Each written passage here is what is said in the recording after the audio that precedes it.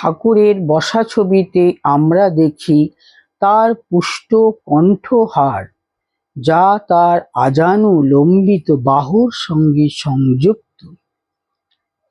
তারপর ঠাকুরের যখন গলায় ক্যান্সার হয়, তখন খেতে না পারার দরুন তার শরীর অস্থি চর্মসার হয়।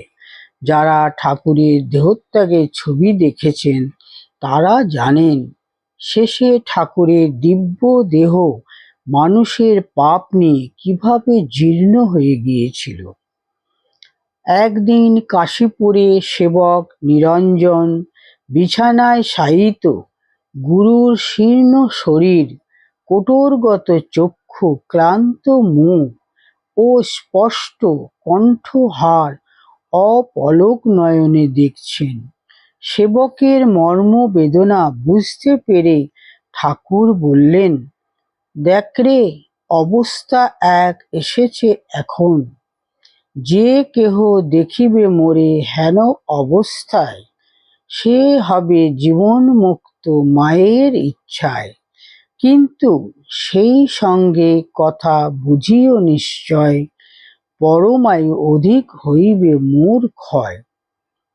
এ কথা শুনে নিরঞ্জন মাথায় পাগড়ি বেঁধে লাঠি হাতে দ্বারে কড়া পাহারা শুরু করলেন, যাতে বেশি লোক ঠাকুরকে না দেখতে পায়। গুরুকে দীর্ঘজীবী করার জন্য নিরঞ্জন অনেক সময় দর্শকদের বাধা দিয়ে মনে কষ্ট দিয়েছেন। তার জন্য তাকে গঞ্জনাও সহ্য করতে হয়েছে।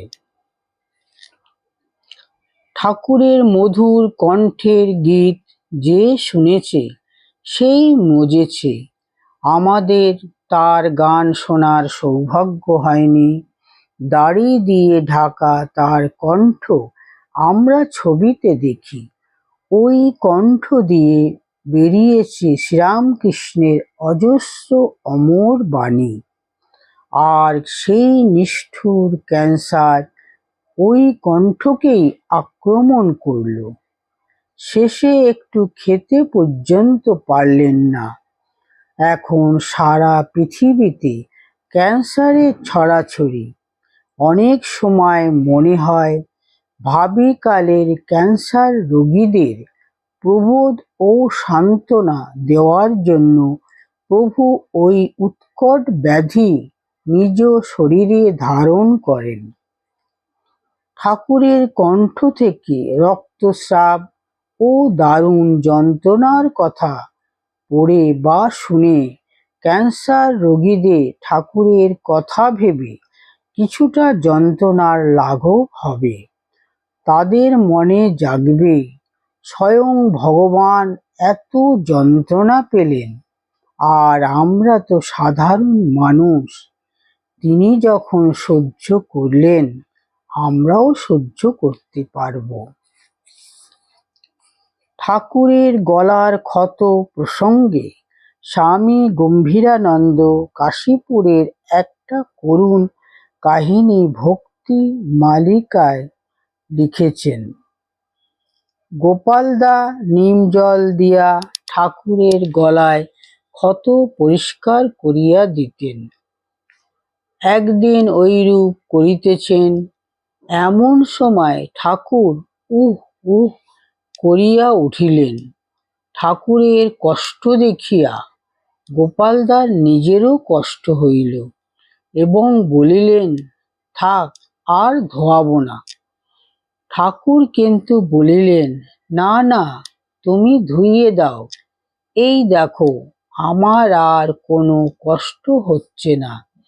এই বলিয়া তিনি দেহ হইতে নিজের মন উঠাইয়া লইলেন এবং ইহার পর মুখে কোনো শব্দ উঠিল না বা কোনো মুখ বিকৃতিও দেখা গেল না। স্বেচ্ছায় ধৃত বিগ্রহ অবতার পুরুষে কি না সম্ভব। শ্রীমা বলেছেন, ঠাকুর ছিলেন আনন্দময় পুরুষ, তাকে কখনো নিরানন্দ দেখিনি।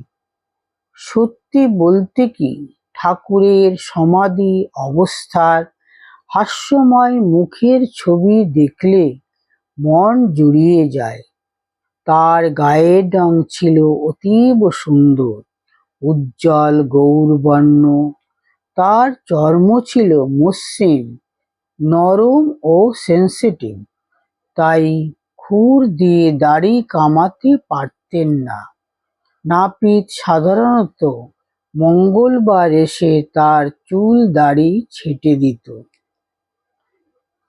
অক্ষয় সেনের বর্ণনায় পাই, ঠাকুরের ঠোঁট দুটি ছিল ঈষৎ রক্তিম কুঁদে কাটা। কথামৃত, লীলা প্রসঙ্গ ও অন্যান্য গ্রন্থে ঠাকুরের মুখের খুব অল্প কথা ধরে রাখা গিয়েছে।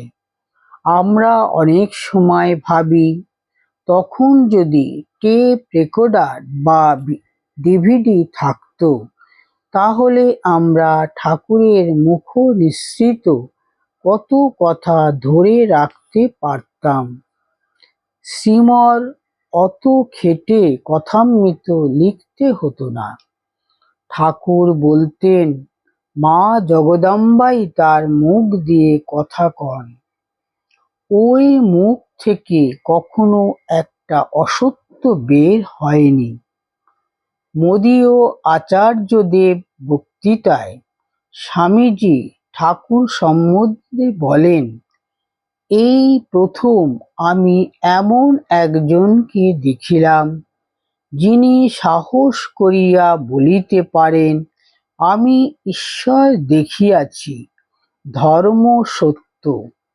বৎসরের পর বৎসর, দিবারাত্র আমি এই ব্যক্তির সহিত বাস করিয়াছি, কিন্তু কখনো শুনি নাই তাহার জিহ্বা কোনো সম্প্রদায়ের প্রতি নিন্দাসূচক বাক্য উচ্চারণ করিয়াছে।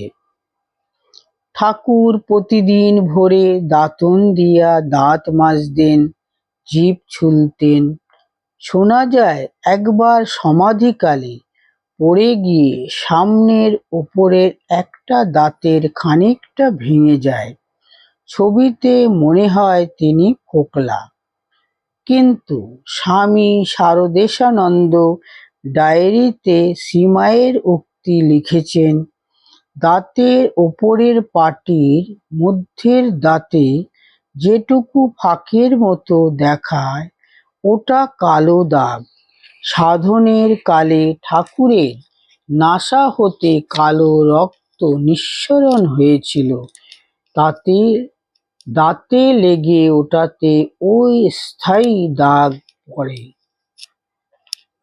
ঠাকুরের কান সম্বন্ধে স্বামী ব্রহ্মানন্দ বলেছিলেন, সাধারণ লোকের কান ভ্রূরেখার সমান সমান আরম্ভ হয়, কিন্তু ঠাকুরের কান চোখের কোণের রেখা থেকে আরম্ভ, অর্থাৎ তার কান সাধারণ লোকের কান থেকে নিম্নে। আমরা অনেক সময় ভাবি, আমাদের প্রার্থনা কি তার কানে পৌঁছায়? দক্ষিণেশ্বরের হাজরা মশাই একদিন ঠাকুরকে বলেন, প্রার্থনা করলে কি তিনি শুনবেন? ঠাকুর সঙ্গে সঙ্গে বললেন, 100 বার, যদি ঠিক হয়, যদি আন্তরিক হয়। বিষয়ী লোক যেমন ছেলে কি স্ত্রীর জন্য কাঁদে, সেরূপ ঈশ্বরের জন্য কই কাঁদে। প্রত্যক্ষদর্শীরা বলেন, ঠাকুরের চোখ দুটি ছিল টানা, খুব উজ্জ্বল ও অন্তর্ভেদী, প্রেম ও করুণায় ভরা। সাধনকালে তিনি এমন অনুরাগের সঙ্গে মায়ের দর্শনের জন্য কাঁদতেন, যাতে তার অশ্রুতে পঞ্চবটির মাটি ভিজে যেত। পরবর্তীকালে কেউ ঠাকুরকে জিজ্ঞাসা করে, কি করলে ভগবান দর্শন হয়? ঠাকুর উত্তর দেন, রোজ একবার করে কাঁদতে পারো, আমাদের ভেতরটা এত শুকনো যে এ পোড়া চোখে জল আসে না। একমাত্র ঠাকুরের কৃপা দৃষ্টিতে আমাদের মায়া মোহ কাটতে পারে। তাই প্রার্থনা করি, হে রামকৃষ্ণ ত্বয়ি ভক্তিহীনে কৃপা কটাক্ষং কুরু দেব নিত্যম। হে ঠাকুর, আমি ভক্তিহীন, হে দেব, সদা আমার প্রতি কৃপা দৃষ্টি দান করো।